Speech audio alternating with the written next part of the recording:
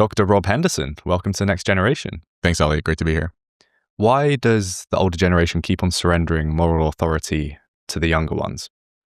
Well, I wrote this article recently examining this generational conflict. Historically and cross-culturally, older adults had more authority, more responsibility, more leadership positions. And this is generally still true in modern Western societies, but increasingly ever since, say, the 1960s, there's been this interesting reversal where older people in positions of authority are increasingly looking to young people to decide what to do, what ethical standards to live by, what policies to set, what cultural ideas to promote. And there was this idea starting in the 60s, the kind of baby boomer generation of never trust anyone under 30 and fight the power and that kind of thing. And that started 60 years ago. And now those young people who were challenging power and authority in the 1960s, as young people, especially as college students, those are the people who are now in power. And now they are the ones who are receiving all of these accusations and verbal attacks and insults. And they, I think, have a difficult time exerting authority because they see themselves in the young people who are criticizing them. They say, well, when I was young, I was just like you, a rebel, someone who wanted to topple or question or subvert the system. And because they sympathize with those young people who want to denigrate their authority, it's hard for them to exert it. And I think there are a lot of different reasons why this is misguided. Young people calling the shots and older people kind of yielding or very timid in the face of all of those criticisms.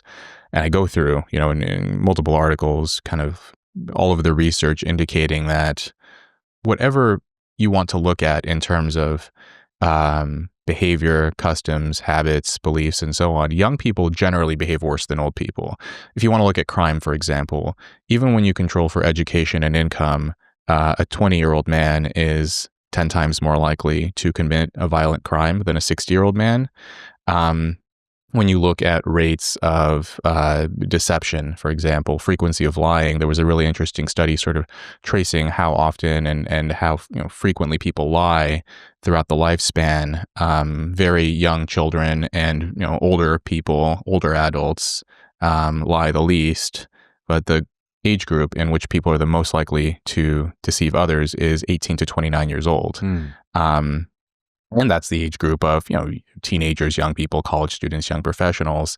And that's often the group that our society turns to, colleges, professors, administrators, business professionals, leaders, companies. What are the young people doing? What do the young people want?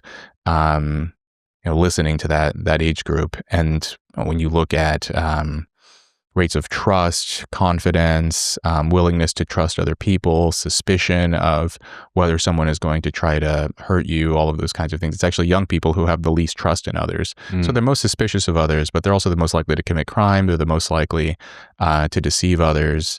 And even there's interesting sort of games like behavioral economics games where you bring people into a lab and have them play games to see, you're testing them, make it easy to cheat at these games and measure, frequency of this underhanded behavior. And young people are the most likely to cheat in these kind of laboratory games when researchers bring them in order to win money.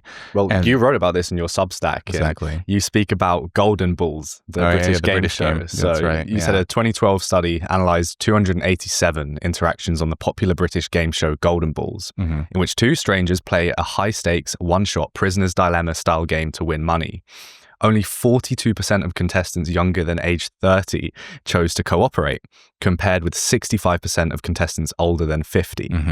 And you said this reflects great selfishness and suspicion on the part of young people. Right. Before we get any further, why do you think that's the case?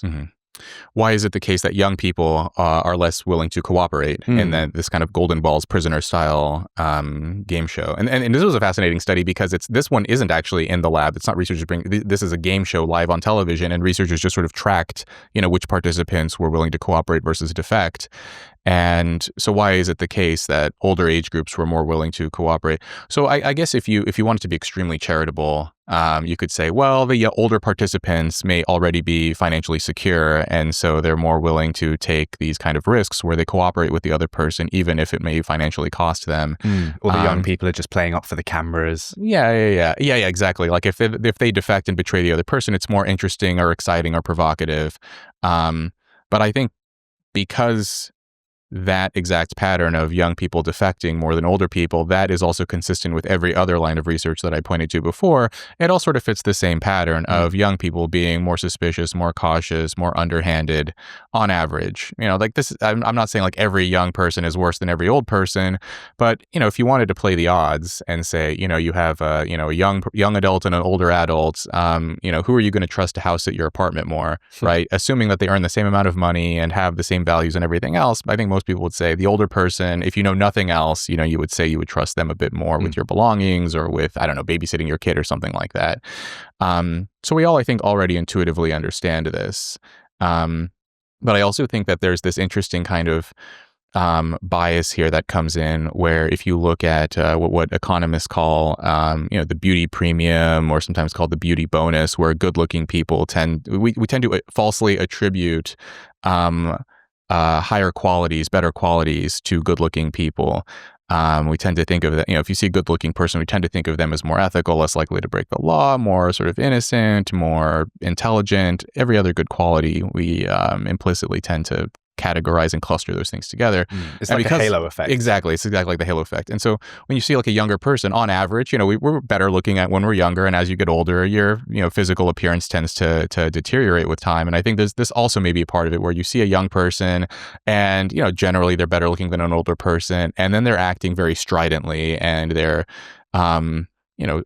shouting slogans or telling people how the world should be run and so on and so forth. And we're like, well, we see this young, good-looking person telling us how to do things, and we can't help but think, well, maybe they know what they're talking about. And then you see some, old, wrinkly person, telling us, the values and principles and lessons learned and so on. And we're like, this old person, do we really need to? But I'm arguing, actually, yes, young people still have reason to listen to old people, especially for old questions. New questions, I think it's more ambiguous, that maybe it would be worth sort of listening to young people because they have a better sense of technology and culture and where things are going. But kind of, that old line Naval likes to say, the older the question, the older the answer.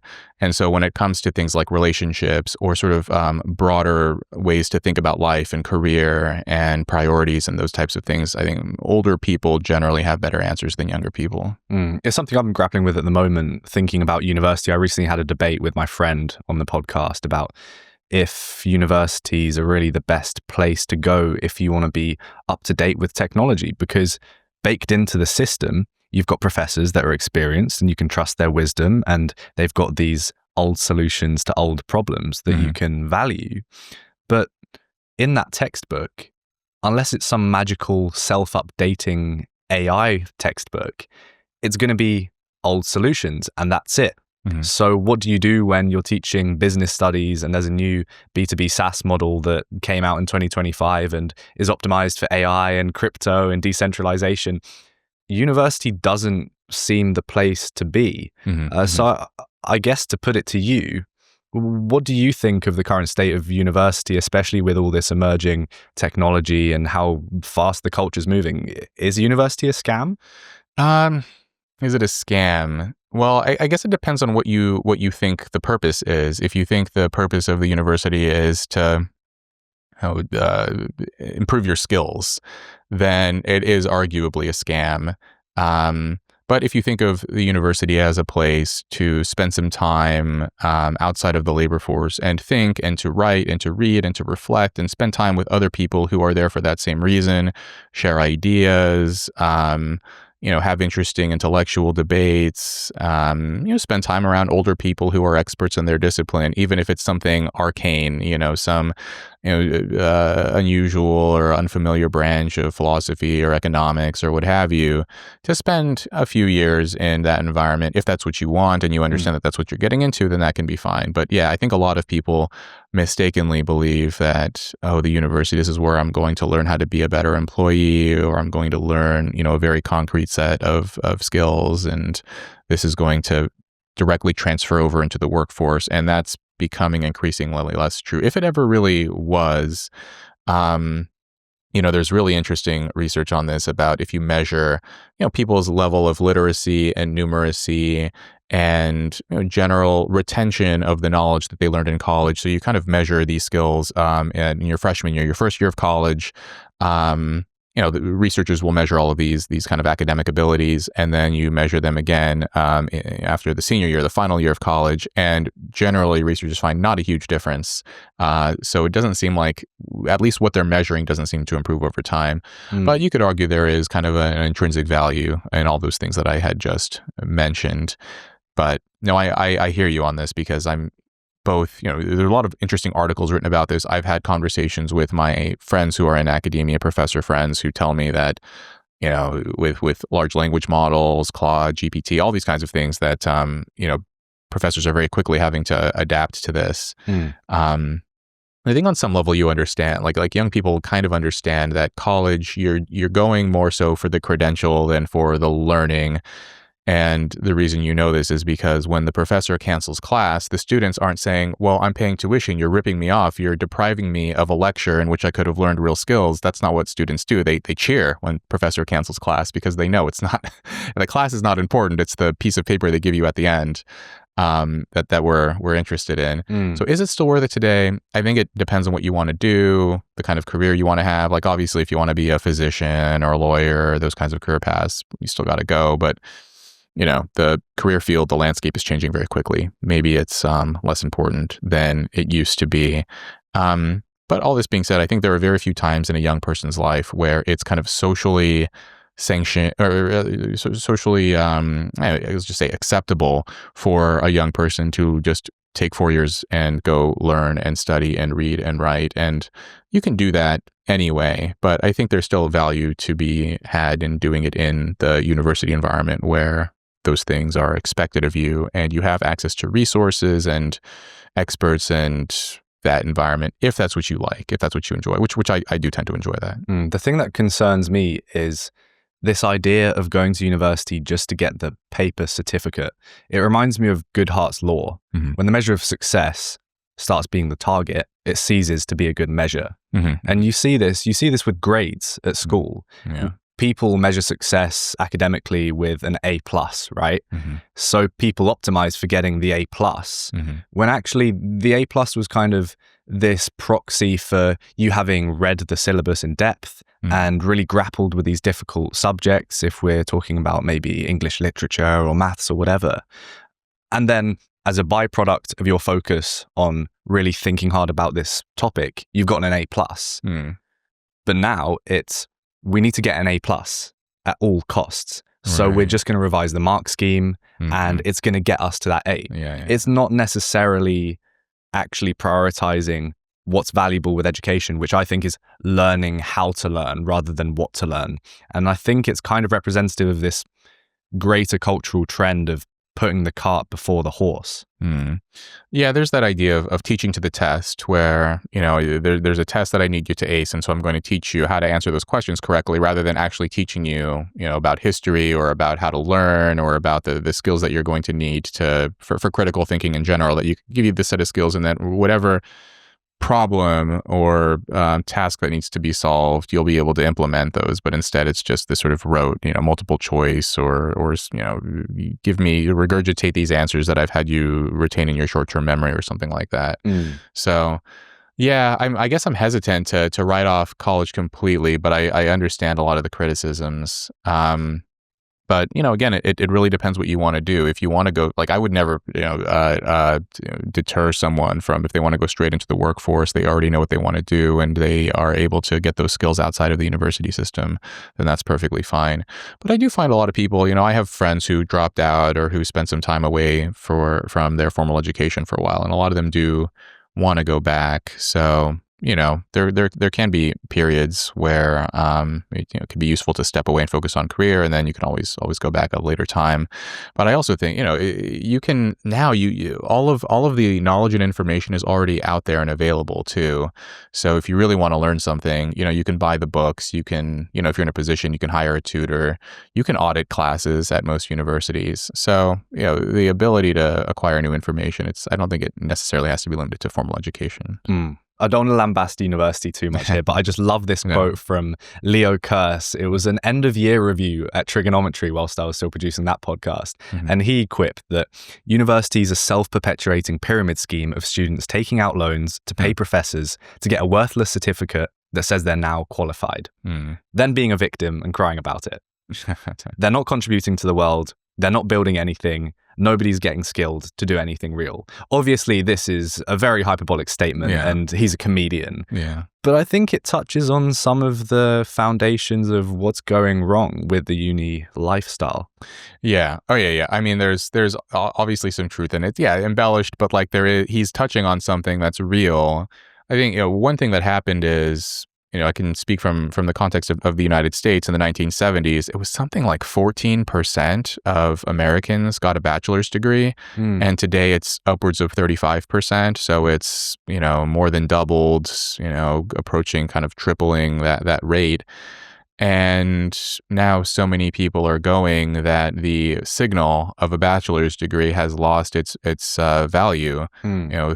40, 50 years ago, if someone had a bachelor's degree, if you were to pluck someone with a bachelor's degree and a random person who didn't have one out of society, you would have strong confidence that the person with the bachelor's degree on average was, sort of more intellectually inclined, better at reading and writing, higher numeracy, had confidence that they could, had stronger critical thinking skills, all those things. Today, that's less true. There was a study, I think it came out 2 years ago, which found that the average IQ scores, for example, of someone with a bachelor's degree in the U.S. versus someone without is roughly equal now. There's not a large difference. Wow. And that's in part because so many people are going to college that, it's kind of washing out the signaling value that differentiates a bachelor's degree from someone without one. Whereas before, universities would, sort of carefully select people. There were fewer universities too, and now there are many more and more people are attending. So, yeah, I think, this is an interesting kind of conundrum now where if I'm going to get this degree and it's not actually it's not revealing any unique information about me that it would have, say, decades past, then is it really worth spending money on? But on the other hand, there are sort of non-obvious benefits that I think a lot of people overlook when they say, well, look, the universities don't seem to be teaching that much. They don't seem to be conferring very many skills. And so why not just, make data camp and books and everything free online, and this can replace the entire college infrastructure. But that's not going to work because, in addition to wanting to learn and, read books and write and all those kinds of things, another thing a lot of young people would like to do is go to a place where they can meet other young people, make friends, find romantic partners, go to parties, have a bit of a social life. And, you're not really going to get that if you go straight into the workforce. I had a bit of, this experience in my own life where I went straight into the military. And, once I got to college later in life and I saw it's such a different path, going straight to work versus going off to college.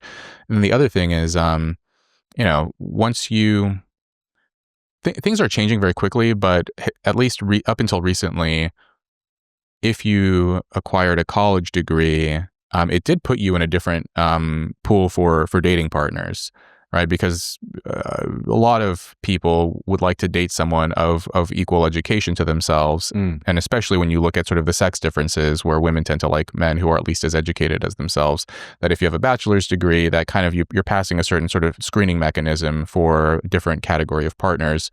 And so you may sort of thereby make yourself more attractive, more desirable, and those kinds of things.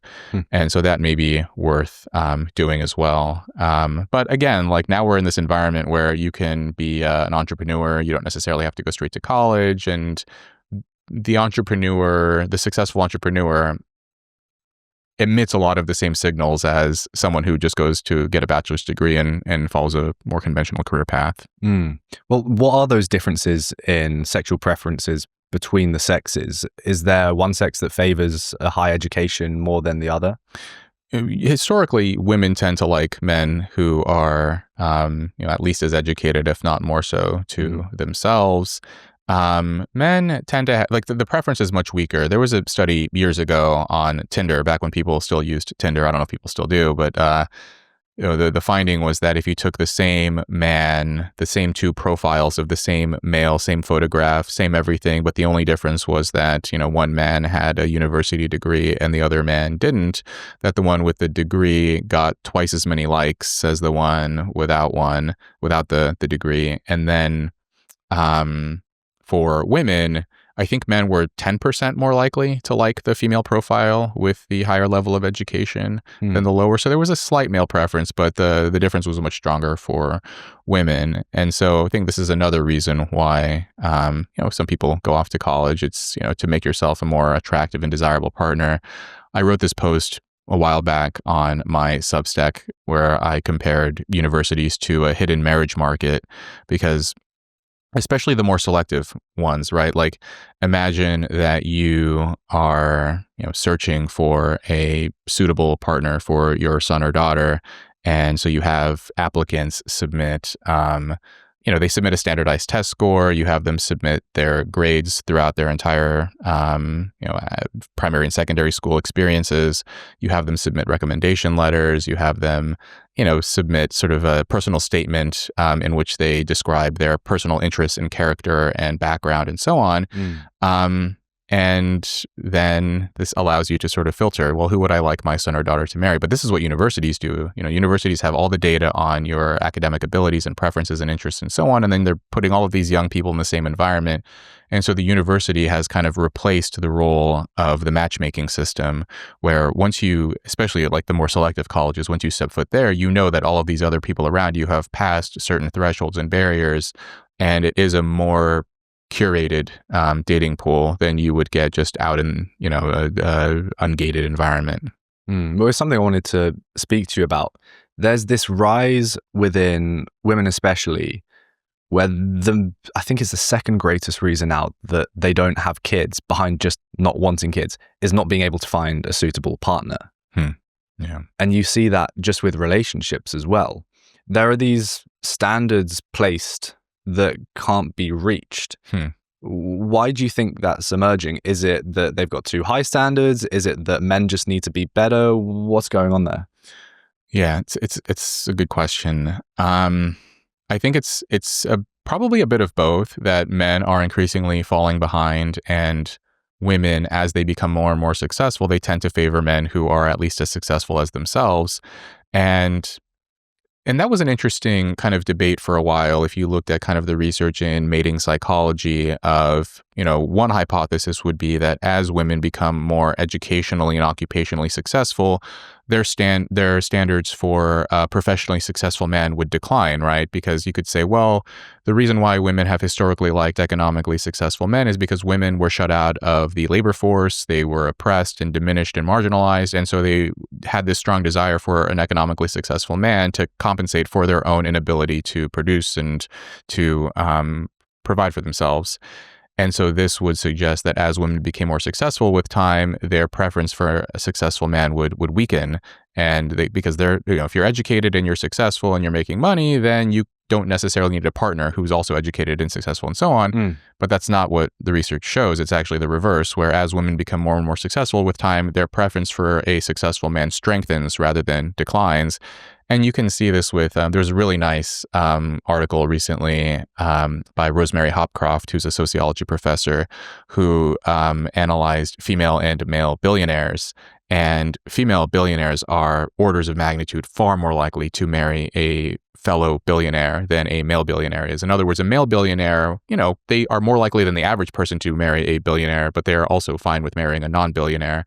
Female billionaires almost always prefer to marry a very wealthy man. And you see this with, female senators and CEOs and so on, that if you look at who they marry, they tend to marry a man who is, very successful themselves. Whereas successful men, they also tend to marry successful women, but the preference and the likelihood is much weaker. And so then when you sort of zoom out and look at the patterns in society, you see 60% of the bachelor's degrees are now going to women. So fewer and fewer men are going off to college. A greater share of young men are dropping out of the labor force in many metropolitan areas of the United States, including New York, Boston, Washington, D.C., Los Angeles. Among people under 30 years old, women are out earning men. And so, women in major cities are also struggling to find a man who they would like to partner with. And so that feeds into it, that women have strong standards as they continue to climb up in society. They would naturally want a man who's also successful, but the pool of successful men continues to shrink over time. And so, as a result of this, you're seeing this kind of interesting dynamics around dating, around, expectations and likelihood of forming, committed long-term relationships. All of those things are declining because women have fewer options to choose from. And then of the options that they do have, successful men tend to be, they are generally less committed to finding a partner for the long term and more willing to date around and to have, do people still say roster? Have a roster. And the women who are dating these men tend to get frustrated and fed up because they're wondering, why aren't these men willing to settle down and commit and so on? And that's because this very small pool of men who are hyper successful, when they have a lot of options, they aren't interested in settling down, at least not so young. So there's this bifurcation of available resource provision with women being able to provide more and men being able to provide less. I spoke to William Costello about this. He studies incels, and he has this theory about the actual sort of evolutionary cause for misogyny. And it's about bringing women down to a level that you can finally acquire them at. So if you're a man and you can't provide resources, the only thing you can do is inflict cost on the women instead. You diminish their self-esteem, and then they think that they're at a low enough status to be aiming up at you. Oh, I see. So I wonder where this is all going to trend if this bifurcation keeps on getting bigger and bigger. Yeah. Okay. So yeah, I've spoken with William. He's a friend, and so for incels, right? Like they are not doing well in the labor force, and they unsuccessful in life, and so so that's where the misogyny comes out, and then an attempt to sort of level the field in that way. I mean, over time, I'm short-term pessimistic. I don't really see this pattern shifting anytime soon. What makes you say that? I don't really see people changing their standards. I don't really see, I don't assume these, incels or neets or these kind of unemployed, unsuccessful guys coming to their senses and deciding, because as society becomes more wealthy and resourceful and abundant and so on, there's actually less economic need to work. I've had these experiences on Twitter where I'll post, ads for jobs and say like, hey, this is a job that's available for you and you can work it. And I get all of these nasty comments there. And I understand that this is kind of it's the internet, it's not real life, whatever, it's Twitter.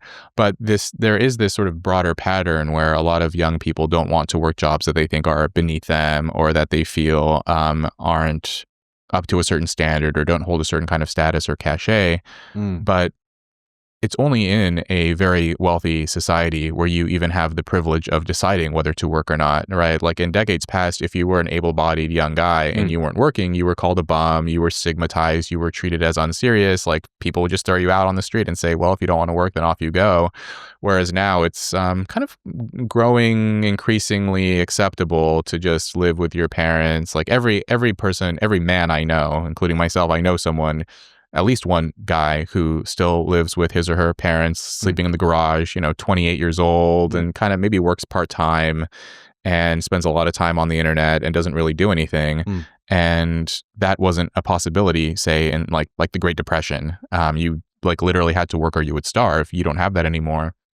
The other factor, if you don't have the economic incentive in place to get young men to work, well, what else do you have? You have social incentives. So if you're a young man and you don't work, you can use shame and stigma to basically say, like, if you don't work, we as a society are going to reduce your status in our eyes, and we're going to treat you as, kind of less worthy or less valuable. We're going to respect you less.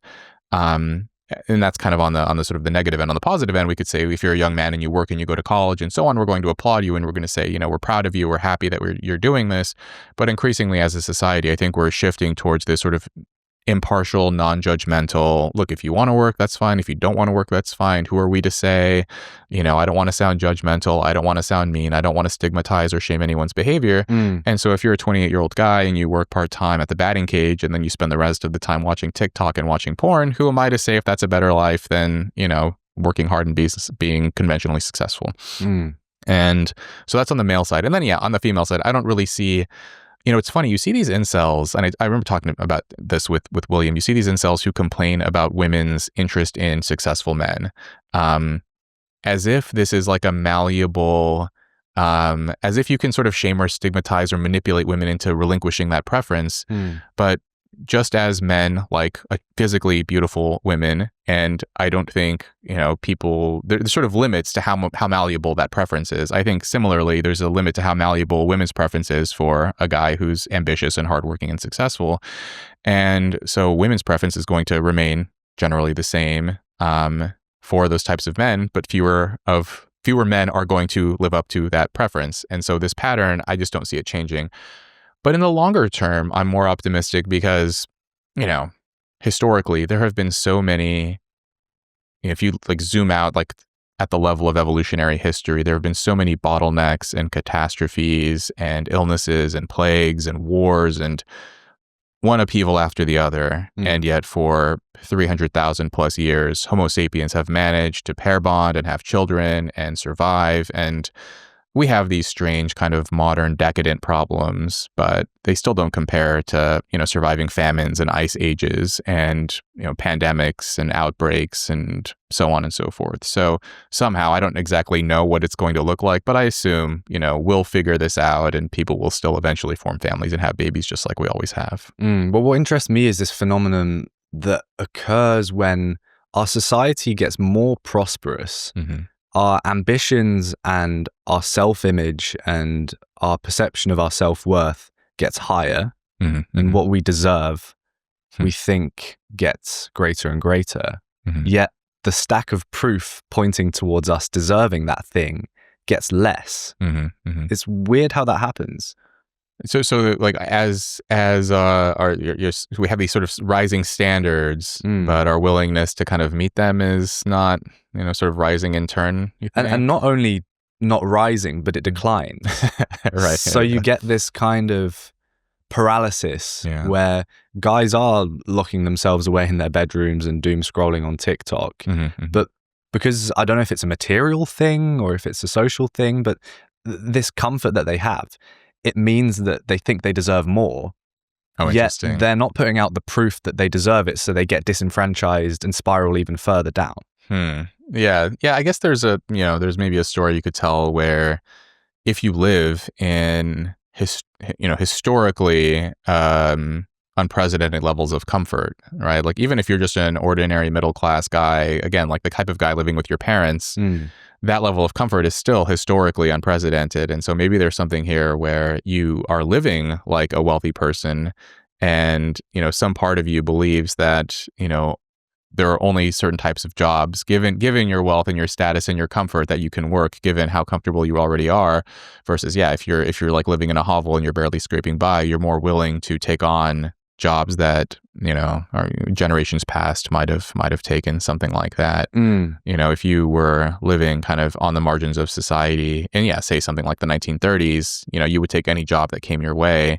Whereas now, if you're living comfortably with your parents and, a fast food job opens up, you're not gonna have that same level of drive to apply for it. I wonder how this varies across cultures. If you take something somewhere like the UK, where there's a more social, kind of a rigid social structure of class, you're this class, you're that class, stay in your lane. I wonder if you'd see more and more men in that middle class being disenfranchised because they think, I'm not one of those peasants. I'm at this level. and I deserve nothing less. Yeah. Yeah. I mean, I think like it probably does vary across cultures. I imagine something like that happens in the US too. Our class system is less rigid, but it still exists. And, one marker is level of education, for example. So if you're a 23-year-old guy with a bachelor's degree and you're, running into brick walls, you're not having any luck getting a white collar job that you thought you would get given your level of education. Very few, I think, of those types of guys would work in a more sort of blue collar menial role for, even if the pay was the same, but if the status is not commensurate with what they believe they deserve, then they would be less willing to work at it. So yeah, it's one of these sort of strange paradoxes, I think, of affluence and abundance. And I've visited developing poor societies outside of the Western world, and yeah, their approach to work is just completely different. Far less kind of pride and less like bitterness and resentment. And I think that's in part because you really don't have time or sort of mental space to devote to resentment when you literally have to work these jobs to survive and provide for your family. Whereas, in richer countries, you have a bit more time to dwell on your own misfortunes or perceived misfortunes. Yeah, I recently came back from being in South Africa for a month. I was on holiday over there, and I spent a lot of time in the lovely, luxurious parts of Cape Town, because if you've got a Western income in South Africa, then you're absolutely balling. But I made sure to not just stay in that bubble and think, oh, this is South Africa. How wonderful. So I went out and visited the townships there. And suddenly all of these culture wars going on in the West, and even just scrolling on Apple News whilst I was there and I got back from this Uber to the townships, it all seems pretty trivial. Yeah. Yeah, it's hard to once you sort of step outside of your familiar scenery, your familiar environment, and you witness disrepair and people who are struggling and scraping by, all of our political skirmishes and everything, they just seem very unserious. I don't want to dwell on it for too long, because I'm very conscious of not speaking to people about things they've spoken about a million times. But sure, your concept of luxury beliefs, I think we have to talk about it at least briefly. Sure. It's so valuable, especially when I want to target this podcast towards Gen Z. It's one of the most game-changing concepts I've learned about. So let's talk about it. Sure. Well, I developed this framework, luxury beliefs, ideas and opinions that confer status on the affluent while often inflicting costs on the less fortunate members of society. And a core feature of a luxury belief is that the believer is sheltered from the consequences of his or her belief. And we can get into specific examples, and there are different kinds of frameworks to understand this idea. But for me, it starts with Thorstein Veblen. If you read this book, The Theory of the Leisure Class from 1899, Veblen was an economist, and he wrote about how the elites at the turn of the 20th century exhibited their status with material goods, with luxury goods, these expensive material possessions. So back then it was tuxedos and evening gowns and top hats and monocles, pocket watches. And that's how the elites showed their social rank.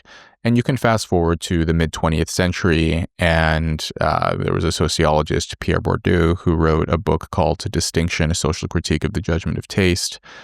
And in this book, Bourdieu writes about cultural capital, about how elites will convert their economic capital into social capital. So, you can do this by spending money and attending expensive private boarding schools, for example, and thereby over time, being in these types of environments, you learn how to use certain kinds of vocabulary, hold certain opinions, develop certain habits and tastes, learn how to talk about intricate and arcane topics like, vintage wines and art and exotic locations and all of this knowledge.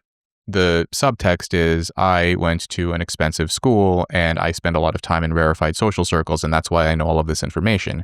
So if you fast forward to today, my claim is that luxury beliefs are the latest expression of cultural capital.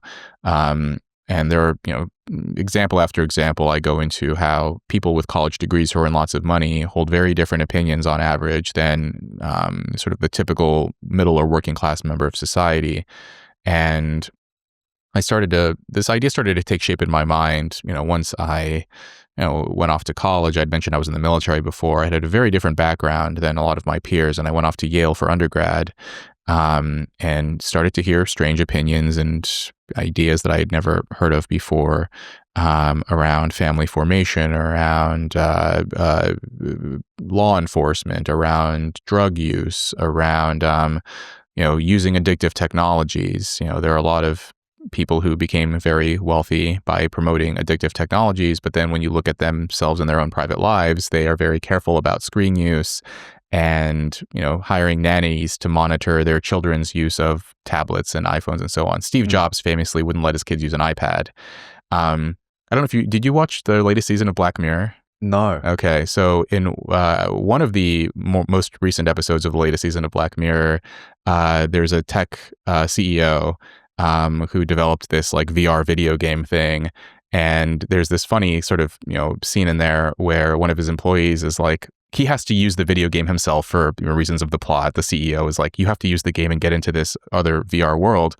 And he was like, well, how do I do it? And they're like, you've never used your own game before? And he's like, no, I wouldn't use this thing. I read. And so the joke here is like this tech CEO is like selling this extremely potentially dangerous addictive technology, but he's like, he reads. He's not going to use this thing that he's getting rich off of.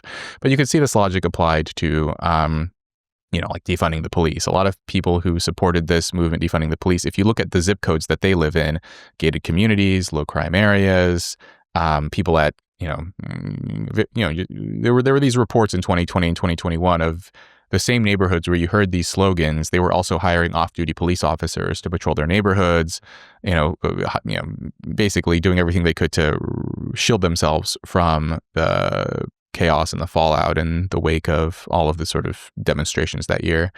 And so this luxury beliefs idea seems to have taken off.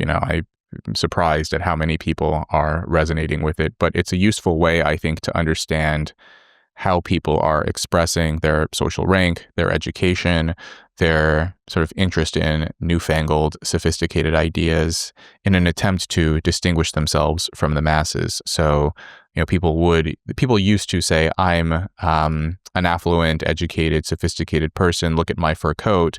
And today they do it by saying, I'm an educated, affluent, sophisticated person. Let's defund the police. The thing that baffles me with this, and I've been thinking about this a lot recently, especially with the content creation game and starting a podcast and trying to market my episodes. I recently had a debate with Andrew Gold about clickbait and sensationalism in videos and how you package your content. And his argument is that you have to package your content in a provocative way. And that's just part of the game.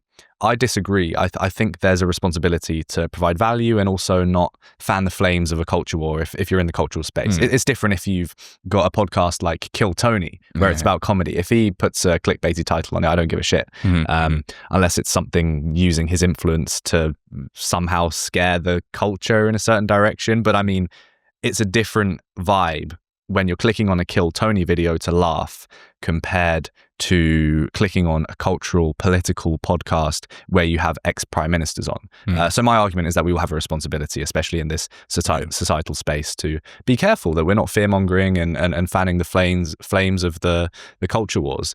But with that, the thing that baffles me is this rise, and I don't know if it is a rise or if I've just gotten more sensitive to it, but hypocrisy. And how many people there are that are so hypocritical, yet no one seems to bat an eye. And I don't know, maybe we can sort of workshop this together, but I wonder why there's this desensitization to hypocrisy. And I think it goes hand in hand with the luxury beliefs idea. The enabler of luxury beliefs working at conveying status is a desensitization to hypocrisy. Because if you're sensitive to this idea of hypocrisy, luxury beliefs are out the window. Well, so the idea here is that, well, if hypocrisy is accepted in society, then luxury beliefs are perfectly fine. If I express one set of values but then privately live by another, then we can't judge or condemn or what have you. I mean, I think that logic It applies in certain cases. It's kind of inconsistent whether we are permissive of hypocrisy or not. Um, I think that if you, for example, are very publicly in favor of, say, climate change reforms, but then privately we learn that you never recycle, I think a lot of people would condemn you for that, for being a hypocrite. But I think it depends. Yeah. I think it depends on the convenience. Yeah. If it's a political football that's ready to be kicked or not. Yeah. Yeah, I mean, that's definitely true. But, I do see, celebrities, like regularly, if you see, like on Instagram, some celebrity will say, oh, we need to fight climate change. And then their next, reel or whatever is them like getting on their own private jet, increasing carbon or whatever. Then you'll see comments in there, like sort of calling out this mismatch between their professed beliefs versus their own behavior. So, I mean, I get what you're saying, but I think generally people don't have a lot of tolerance for hypocrisy, for values that they believe are very important or that they hold dear to themselves. So, but yeah, that is, it's an interesting point. And for the luxury beliefs idea, I think people maybe people resonated with this idea because they noticed this was happening in society, that a lot of people who are well off were espousing one set of views, but living by another, but they didn't necessarily know how to articulate it. And then the luxury beliefs idea gave them sort of a framework to understand it. But the hypocrisy component is a part of it. There's always been some level, because, this idea focuses primarily on elites, say like the top income decile, people who are educated and affluent and well off and wield a lot of social and political influence on society. There's always been some level of elite hypocrisy, but I think I favor the old model of elite hypocrisy more than the new way that people do it. What I'll sometimes call the old model, like the John F. Kennedy model of hypocrisy, where, so, by now everyone knows that, Kennedy was famously a philanderer and, absentee father, and he was a very flawed man in his private life. But publicly, he thought it was important to set this example for the American public of being a good father, being a good husband, like he'd play football on the White House lawn with his kids, and he would project this image that privately he would fail to live up to. And that was the old model of elites saying, here's a good way to live your life, but then privately they would, do things that maybe people would disapprove of. Today, we almost have the reverse, where, there's a Yale law professor who calls our modern elites non-practicing libertines, where they publicly they'll espouse non-judgmentalism, permissive-ness around relationship formation, drug use, sex, basically this kind of you do you, who are we to say, live your life, let people enjoy things. But then privately, when you look at the lives of modern elites, they tend to live very conventional bourgeois lives where they go to college, they work hard, they get married, they have kids, and their life looks indistinguishable from what that social class, that life would have looked like 60 or 70 years ago. Sometimes I say that, the modern elite, they walk the 50s and talk the 60s. And so the hypocrisy has completely reversed, where the old way was publicly, I'm going to, be this kind of conventionally bourgeois, normal person who lives by these old traditional values, and then privately do these other things. And now it's the reverse, where publicly I'll say, you can do whatever you want, have a good time, polyamory, drug use, this, that, and the other, defund the police. But then privately, I'm going to live in a safe neighborhood, I'm going to get married, and I'm going to inculcate all these same values into my own children. And I think this is unsustainable in the long term, because people still look to elites for guidance and for the ideals that in the story we tell ourselves about what's worth aspiring to, and so on and so forth. And I think this ties in with your comment earlier about, do people with a platform hold some responsibility for the content they're releasing or the information that they're sharing, and so on and so forth. And on the one hand, I understand, like Andrew Gold, he's a friend, and I understand his position that, you need to get people to, look at your content, and it's a very competitive online space. But on the other hand, if you have an audience, people are going to listen to you. And if you, frame your arguments in a certain way, people will take that into account, and it still matters. Sometimes I'll tell this story about how when I was in high school, This was like the Jackass era of MTV. I don't know. You may be too young to remember Jackass. It's before my time, but I've watched it in this sort of false nostalgic state. Yeah. Nostalgia for something maybe you never actually. Exactly. Right. So I was, that era of the 2000s with Johnny Knoxville and Steve-O and all those guys. And I remember even as like a 15, 16-year-old kid watching Jackass, they would have this very brief disclaimer at the beginning of like, these are all, stuntmen. These are professionals. Don't try this at home. And then you'd see, 30 minutes of them doing outrageous, hilarious, dangerous stunts. And then I'd go to class the next day and go to a party that weekend. And you would see, kind of dumb, immature 15-year-old boys reenacting the stunts they just watched. And so what you see here is like, here's a 5-second disclaimer. Don't try this at home. And then 30 minutes of super charismatic, funny, hilarious dudes doing extremely dangerous stunts. No one's going to be surprised when kids are imitating this behavior, right? Even though you're giving the disclaimer, even though And so I think this shows that like you do have some level of responsibility. People are going to imitate you or allow you to influence them if they respect you and admire you. We've spoken about luxury beliefs. On the flip side of that coin, you grew up in suboptimal circumstances, to say the least. A very British understatement. There we go. Yeah. I'm curious just to know, why do you think you didn't just end up as another one of the statistics? Yeah, well, if I put on my like social scientist cap, I can give a very boring answer where there's always going to be outliers. You put 100 people in bad circumstances, whatever, 97 of them are going to have bad outcomes, 3 are going to have good ones. That's just statistics. That's just how things go. But there's still a cause for those outliers. Yeah, and that's always going to be hard to isolate. Right. I mean, it's to some extent when you look at someone who lived through very difficult times and they succeeded despite it, it's kind of overdetermined. Like, where do we find the specific contributing factors? To some extent, I think I was always a curious kid. There were periods in my early life, I was born into poverty in Los Angeles, grew up in foster homes and broken homes, and it was just a lot of chaos and catastrophe, which I describe in my book. My birth mother came to the U.S. from Seoul as a young woman. She was South Korean by ancestry, and my father I had no information about him at all until I was an adult. After much later in life, I took a genetic ancestry test and learned that my father was Mexican, and I had no idea about that side of my family.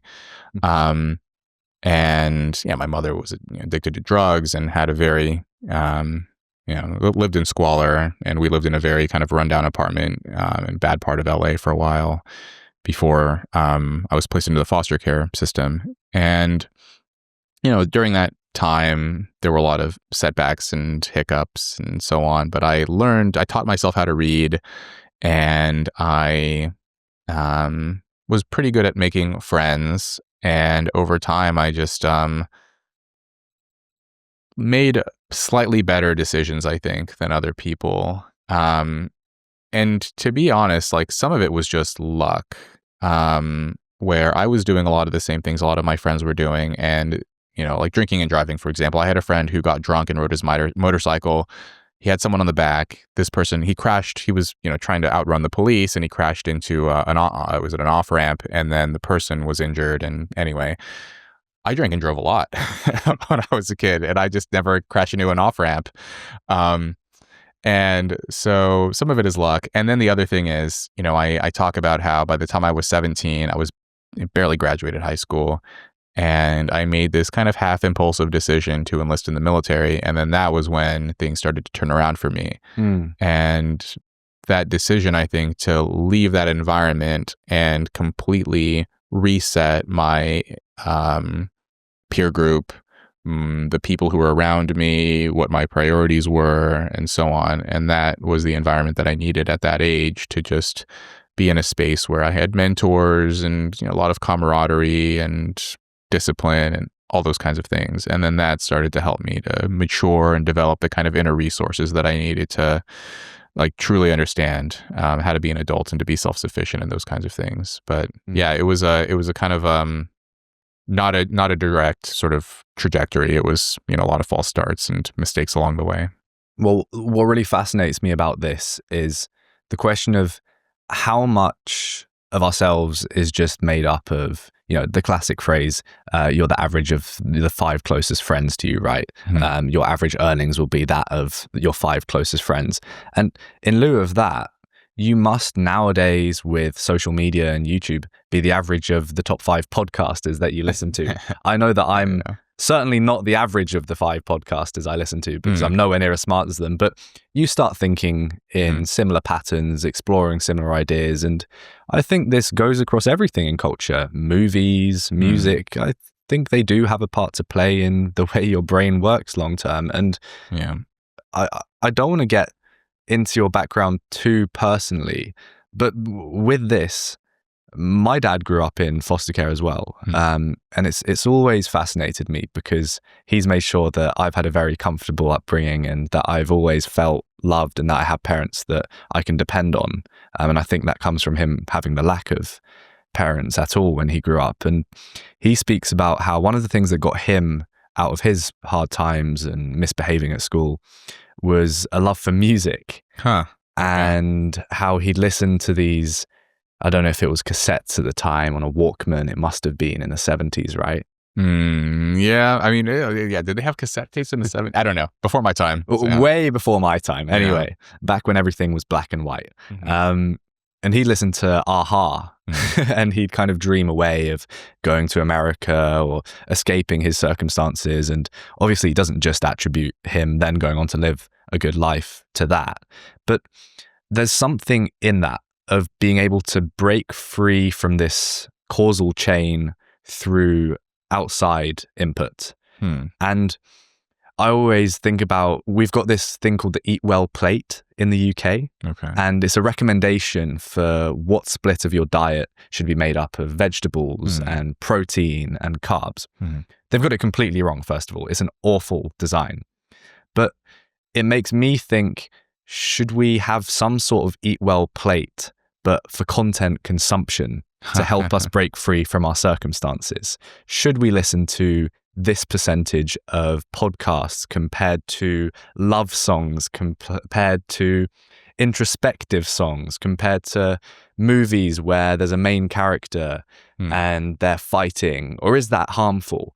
And I think this is going to be one of the biggest things we realize in the next generation or so, is the impact of our content consumption on the way we see the world. And I can imagine we're going to get to a point where now we've got vegans saying they only have a certain type of milk in their coffee. In the future, we're going to have podcast listeners that refuse to listen to any other topic other than their specified one that fits into their Eat Well plate and their theory of what's going to make them the most self-actualized person. Yeah. I like that idea. Like sort of a recommendation of, depending on your circumstances and so on. Or I guess I could have like a sort of a general, here's sort of the percentages of what you should aim for. But yeah, if you are, in kind of low income situation or struggling in some way, that you can adjust accordingly. No, that's a great idea. I mean, I like that story of your dad. Music was important to me when I was growing up too. I didn't necessarily look to it for guidance, but it, just has an ability to make you feel better. I read a lot of books. I would read memoirs and biographies, and I would, daydream about self-improvement and figuring out how to get out of the circumstances I was in. How so? It wasn't necessarily a concrete, like, step-by-step plan. It was more so like, I need to get out of here someday. I need to leave here. I need to do something. I need to improve myself. I'd like to live in a nice house and have a nice car and not have to worry about paying my bills. And, that was kind of the environment I was seeing around me. But as far as sort of I did not have like a firm bridge to get from here to there. It was more so just daydreaming about it. And where I grew up, the ways that people got out of that town, they either went off to college or they joined the military, and I was not off to college. My grades were terrible. And so I joined the military, and that was kind of my way out. And then from there, it just took a lot of work and self-improvement and discussions and thinking and reflecting before I was sort of in a position to start thinking about college seriously. But yeah, I don't think that specific plan is necessarily replicable for everyone. And this is something that I worry about, and something that I spend a good deal of time on in this book, is that you can't expect every kid in those kinds of circumstances to follow the exact trajectory that I did. How do we sort of fix this problem much earlier? I think our discussions of social mobility in the US, and I think to some extent in the UK as well, it's like, you have X percentage of young adults who graduate from uni, and then X percent who are incarcerated, and so on and so forth. And those are all important stats to track and to attempt to improve. But then I think it's also important to look at what happens before the age of 18 as well. Sort of what are the circumstances that led up to that kid going off to college versus going to jail versus going to homelessness, addiction, run-ins with the law. How do we cultivate those early life environments that help to predict success, or at the very least reduce the likelihood of kind of catastrophic failure. I write about some of my friends in this book, and none of them went off to college. But of my 5 closest friends, I had one friend who was shot, and then I had he was shot to death, and then the other 2 friends went off to prison. And, I've thought a lot about, when I was writing this book, I thought a lot about what could have been different in their lives that would have led to better outcomes. I'm not entirely convinced that even if they had been raised in optimal environments, all the resources, the best schools, the best teachers, the best parents, the best everything, that they would have, achieved incredible academic success and gone on to, do amazing things in their careers. They would have done better than they did. But I think, like, at the very least, had they been raised in a different environment with different values, different role models, different priorities, fewer luxury beliefs, that they wouldn't have been shot. They wouldn't have gone to prison. I don't know how much we can do to raise the ceiling, but I think we could do a lot more to raise the floor for a lot of these kids. So. I spoke to Dr. Warren Farrell recently, and his latest book's The Boy Crisis, and he's been dedicating decades of his life now to exploring why young men are struggling, why they are falling behind now more and more. And the key, I don't know if you can call it a causation. I think he's skeptical of using causation, but the key thread with all of these struggles is fatherlessness. Yeah. And he puts that at the root of pretty much everything. It trumps any other metric. Is, have these young guys who are struggling grown up with a father in the home or not? So US data shows that children from fatherless homes are 5 times more likely to commit crimes and 20 times more likely to end up in prison. Yeah. Why is no one speaking about this? Yeah, it's a good question. My suspicion is that people are reluctant to talk about non-intact families because they don't want to feel judgmental.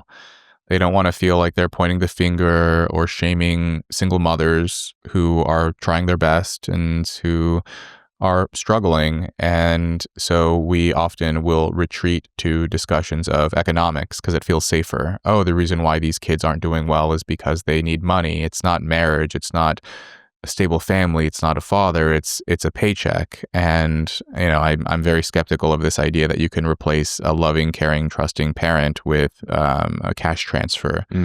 Dr. Warren Farrell says time trumps the dime. Yeah, I like that. Time trumps the dime. Well, there was a study a few years ago which attempted to analyze this about, if you wanted to equalize the educational and occupational outcomes of kids raised in intact married 2-parent families versus kids raised by single parents, what would, like in sort of cold financial terms, what would this require? And this would require roughly an income transfer of $59,000 a year to the single parents in order to get those children to the same level as children in intact families.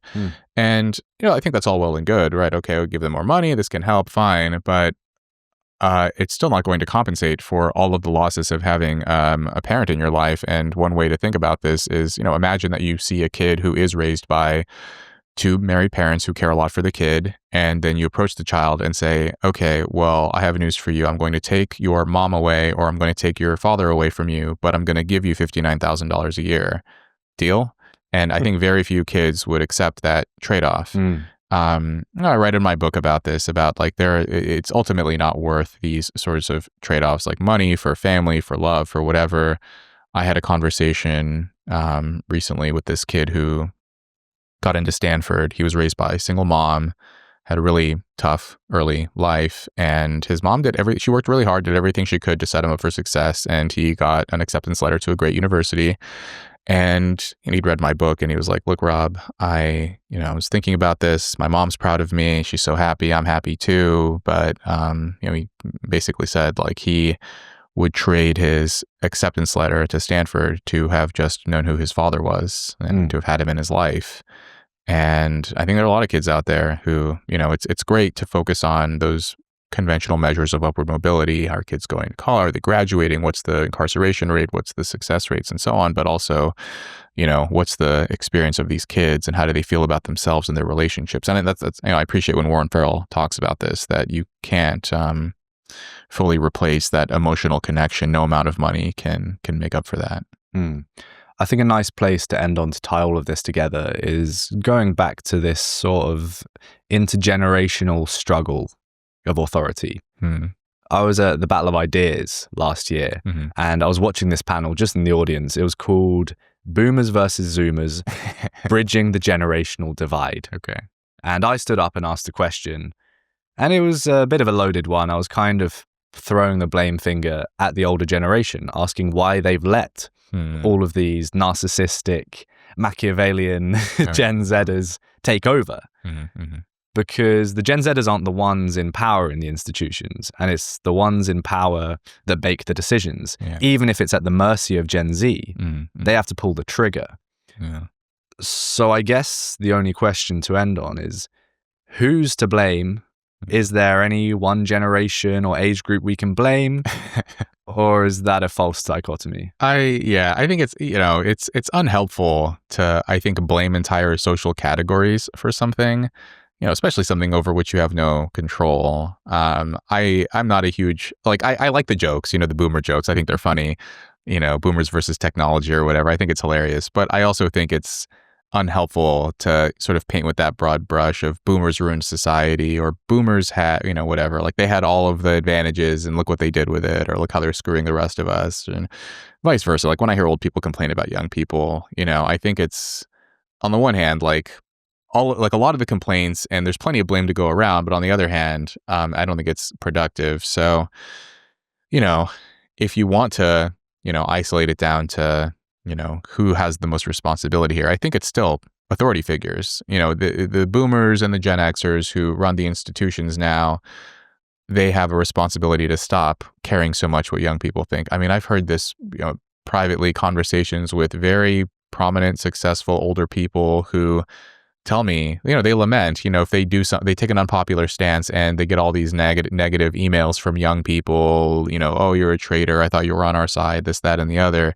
And they tell me how much it hurts. And I'm like, how can you possibly care what these kids think? Like I'm usually younger than the people I'm speaking to, but I'm older than I'm not a Zoomer. I'm a millennial. And like, if, a bunch of Zoomers start, saying mean things or whatever, it's hard for me to take it seriously.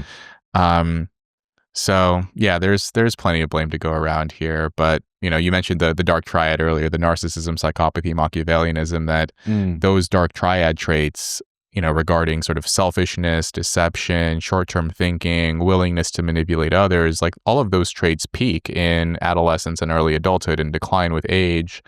And so, I also wonder if, over time, older people, as you get older, you do become a bit more compassionate and empathic and stronger theory of mind. And you do, I think, care about like being regarded well by the younger generation. And it's hard, I think, for people to separate that sometimes the things that upset people are the very things that are required. And sometimes the things that elicit applause and praise and joy also don't necessarily lead to bright outcomes. There's often a mismatch there. If you were to indulge and give young people everything that they wanted, I don't know if they would actually be all that much happier in the end. And for older people, I think it's just wise for them to understand this, that, this responsibility also means taking unpopular positions, doing things that may make people upset with you. But that's kind of the cost of being in a position of power in the first place, doing things that are unpopular and upset people, but are the right thing to do in the long run. I saw this fascinating post by Brian Klaas on Substack, and he was speaking about how many politicians are psychopaths. And it was an interesting breakdown of how essentially to be in a position of power with our current makeup of institutions, you want to over-index on psychopathic traits if you want to see success. So he says how first you have to seek power. And there are problems that come with that, because by seeking power, you already have this belief that you deserve the power. You're good enough to get the power. So you've ruled out a bunch of competent individuals that may be way better than these others for the job, but they don't have the self-confidence. Then second, you have to obtain power. That comes with being manipulative, with putting your needs in front of other people's needs. Yeah. And that again, it filters out these people that are maybe more empathetic, more compassionate. Even if compassion is maybe what we need, and I don't know if it's the only thing we need, but if we need compassion to make things work, that's now gone, just baked into the system we have for obtaining power. And then third, you have to maintain power. And that comes with being this pandering cuck in between left and right, and sort of doing these U-turns like you see Keir Starmer doing in Parliament now continuously. And again, it's these psychopathic manipulative traits, and it's standing on this false ground that you don't really agree with, but it's convenient, right? Yeah. I mean, there's tons of work on this. I think, Brian Klaas and others, people who are interested in, people who have like a strong preoccupation with politics in general tend to score higher in narcissism than average. And then the people who are interested in seeking elected office, even higher than that, just very, very likely to score high in narcissism relative to the general population. I think there's like this other interesting element here where nowadays, if you run for office, you're well aware that the media is going to dig into your personal life, try to find some dirt on you. They're going to sort of turn everything upside down, no stone unturned. And not only are they going to do it to you, they're going to do it to your loved ones, people close to you. They're going to try to find something to make you look bad. And you think to yourself, well, I would never want to go through that. Most people wouldn't want to go through. They wouldn't want to put their spouse, their loved ones through something like that. But who would? People who are psychopathic and narcissistic and Machiavellian, where they may think to themselves, well, I don't have anything to hide, and even if you did, I'm so great, I can survive any kind of character assassination. I can talk my way out of it, and then. Okay, yeah, you might do this to my loved ones, but I'm more important anyway, and they're just going to have to suffer through it and deal with it, and so on and so forth. And I think this also, interestingly, like it's a screening mechanism for dark triad traits, because who's willing to put their family and friends through the muck and the mire of the scrutiny of media, your political opponents, and all of that ugliness? And it's really people who value power more than relationships who would be willing to do that, right? So, yeah, it's kind of a shady, like we see who runs for office now. We see the kinds of politicians we get, and I can't help but wonder, we've inadvertently created these filtration systems to select for dark triad traits. Yeah. Is there any way of reversing that filtration? Yeah. I don't think so. I would love to say yes. There probably is a way, but I think it would take a lot of reforms in terms, in different norms around media coverage, around what's acceptable versus not.